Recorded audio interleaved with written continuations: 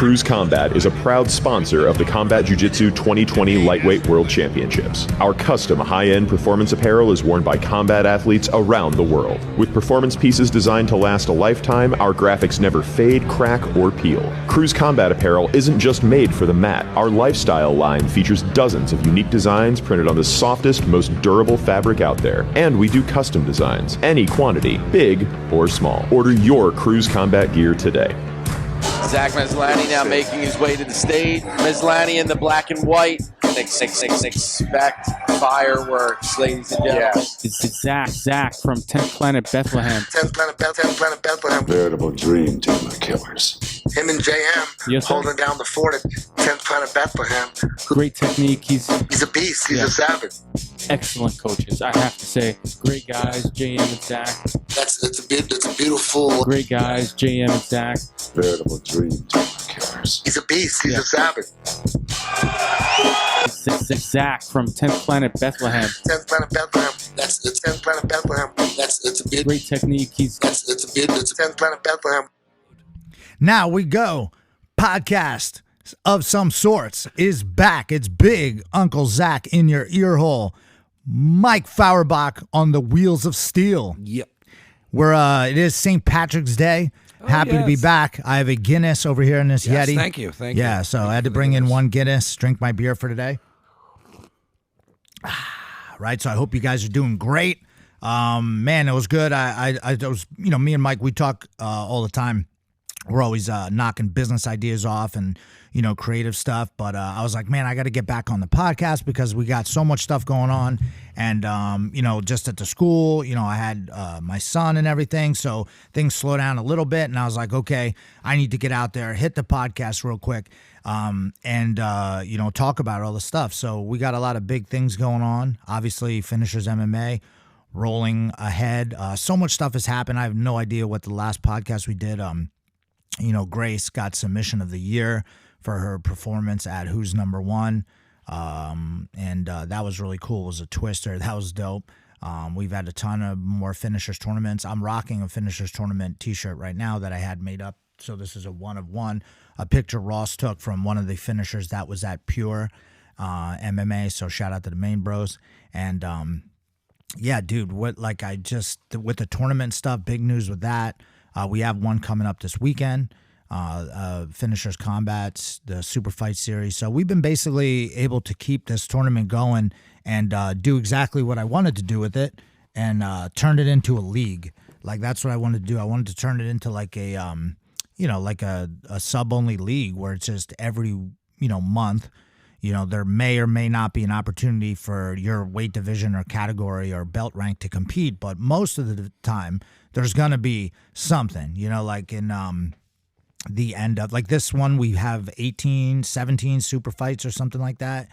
And we have, then the next month we have the another open, our 9th open, which is pretty crazy. And then, that's for all belt levels. Like you could be white, blue, whatever. We're actually giving away $500 in 2 different divisions, women's 115 purple, brown, black, and men's 170 purple, brown, black. So if you win those divisions, you get $500, which is cool. And, so we're always going to be giving money back, which is awesome. And, man, it's crazy that, we've done 9 opens already. That's pretty nuts. And then the following month is going to be a team event, which will be cool. So then, it's a couple of guys, and then we're going to have super fights too. We just had an all women's event where it was just women. So if it was pretty cool to have that opportunity there. So every month there's going to be something. This is how I wanted it because, we're doing one event a month. And I feel like not only is it a league for the athletes and the people who are trying to come up, and as you can see, if you win the finishers, is I feel like the underground just kind of gives you the blessing. Like over the weekend, Sofia Casella, she won the Medusa title, and she's our 115 and 125 champion currently. And then Kieran, you can on Instagram, Locked and Strangle. I don't know how to say his last name. Kieran, I don't know, I forget. But he won the Finishers 155 qualifier, and amazing performance, beat a whole bunch of guys. And then he went on to be in the Emerald City Invitational, and then he won 10 grand by winning that tournament too, taking out Gianni Grippo and a lot of really good guys. And Jordan Holy was a runner-up, and Jordan ended up getting an emerald too. So like, there's a path to make it. Also, the EBI was back over the weekend, which was awesome. Really cool to see Eddie bring back EBI, and Alan Sanchez ended up winning, finishers 10 champ. So all the people who win these, not all, but a lot of people who win these tournaments have gone through, the finishers tournament, which is really cool. It's like now become a thing where like, yo, you got to go back and win the finishers. And then now we also did what I wanted to do is we got champions at each weight class. So then we can always have the champions go against each other, So what was that? Air condition? Oh, the dehumidifier. I'm taking a sip of my coffee. And so we got champions at every weight class, and then each event people can defend their title. So the first one, Kyle Myers is defending his 205 title against Sergio Vilas this weekend. And if you lose the title, whatever, you can come back, win it again. It's going to be dope. And we got the belt that everyone's passing around like the Stanley Cup. So, and this is just, was for the athletes. We built it because we felt like, we weren't getting the amount of respect over here on the East Coast, and we weren't getting some of the looks that the West Coast guys were getting just because they were simply on the West Coast and that's where the tournaments were. So, I feel like, we were a part of the East Coast invasion of the West Coast because, we were the ones I think that started going out to California all the time and competing out there at the Gracie Nationals. And I remember one time we really laid it down for the East Coast. Me and JM were in the divisions, plus we brought guys out. And I know like the Danaher guys like Cummings and Tonin were getting real popular at the time, and they had matches with Denny Prokopos and Javi Vasquez at Gracie Nationals. So it was like, then EBI started and they started putting in East Coast guys. So I don't remember who won EBI one.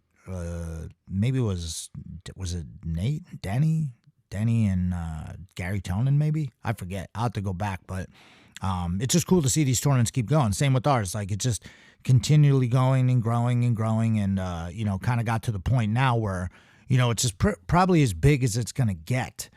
For where we're at, because we kind of run like the sub-only East Coast situation, and we got to really lucked out that we have this big dojo that's 12,000 square foot that we can have events at the dojo, so we end up saving money on the event space, which usually costs a couple grand, and who knows, maybe they got wacky rules like you have to wear a mask in your eyes or something like that, or you can't go in the building or whatever, and we don't really have to deal with anybody like that, and we have 3 parking lots, which is awesome, so we got that going for us.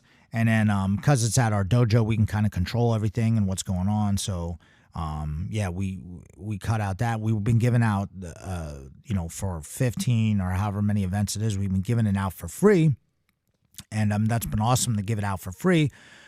But it's kind of as big as it's going to get, especially at our spot, if we continually give it out for free, because we don't have, we weren't really making any money off the show. We were just kind of doing it to happen, and then if we lost money, it'd be like a advertising we paid for budget, $1,500, $1,000 here, $500 there, to build up our school and build up the tournament. But now that we have, today this will probably come out on Monday. I think we'll drop this on Monday, but I think on Saturday on the live stream, we're going to announce that the finisher sub only is going to take its talents to FloGrappling. So there you go. We did it. Thanks. We're really excited about it. I think it's going to be a good thing. Like some people don't like Flow because, they're like, it shouldn't be behind a paywall. Well, how are they going to make any money?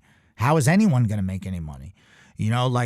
The hard thing with like being a video guy or a audio guy or a podcast guy or any creative is, how are you going to make money off what you're creating? How are you going to generate money?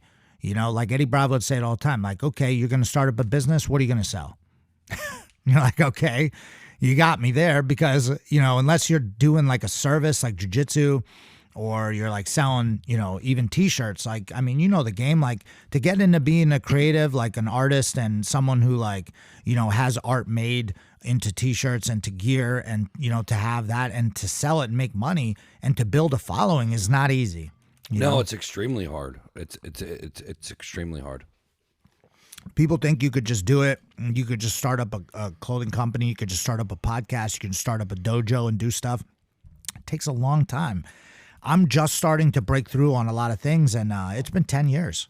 We've been almost open at the dojo, and not just it's been 10 years that we've been open, but it's been another 10, or 15 that we've been working on our craft and our skills and, learning about the business that you're in and all this stuff. And it's not easy. A lot of people ask me questions, and I'm going to start up a thing. Eventually, I want to release like a business coaching thing where, it's like a whole bunch of videos and stuff where I can like coach you and help you start your martial arts business. I feel like I know the ins and outs of it, and I can give you a lot of help. It's better than having nothing, because I kind of had nothing when we started.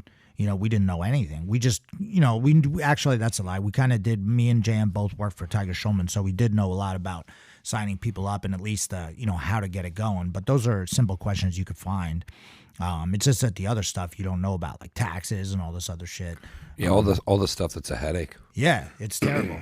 The stuff that nobody talks about, and then like when you get into even if you know the simple basics, like with me starting out with t-shirts, I worked at a t-shirt factory just to get the knowledge down. Then I had the knowledge down, and then the hardest part is like you have to make people want to buy it, and then you have to have a following where they want to buy your stuff, and then you got to get them to keep buying your stuff, and then you got to keep changing everything up to keep selling the product. And there's a lot that goes into it that nobody realizes, and it ain't for everybody. Yeah, it's really not. I mean, you got to, be willing to hustle. You got to be willing to just keep putting yourself out there and your stuff out there and do creative stuff to try to get people into your doing. I mean, look at how many times we get on the phone and it's just a constant new idea. It's never like, hey, yep, we're on cruise control. It's like, all right, cool. Like now that even like at a point where you make a little bit of money doing something, then you turn over here and you're like, all right, well, I can make a little bit of money doing that. And then I can turn over here, and then it's like you start realizing like you need multiple sources of income. Yeah. Oh, yeah, for sure. You got to keep. And it's the best way to do it. Yeah, like now I was telling you, and I'm not going to tell everybody else, but because I'm not giving out my ideas for free anymore, because I've done that a lot over my career. I feel like just in the past, 5 years, I feel like I've given out so much free information and stuff. And I love doing it, and I love helping people. But at some point, these are things that I had to spend a lot of money and a lot of my time and effort and my body to gain these, formulate these ideas that I have, and it's time that I sell it and make money off what I've spent money and a career to gain. So I'm not going to give up my next idea, but now that we've inked this FloGrappling deal and we're going to be streaming 9 events on their thing, that's what we're contracted to do, 1 year, 9 events. So and I plan on delivering. So they're like, guys will be like, oh man, it's a contract or whatever. You got to be careful with all that stuff. And listen, FloGrappling is one of the biggest, if not the biggest. They don't have very much competition right now. And I know guys are working on other different things and trying to come up with, different streaming services. There's Fight TV, there's UFC Fight Pass, which has endless amount of cash.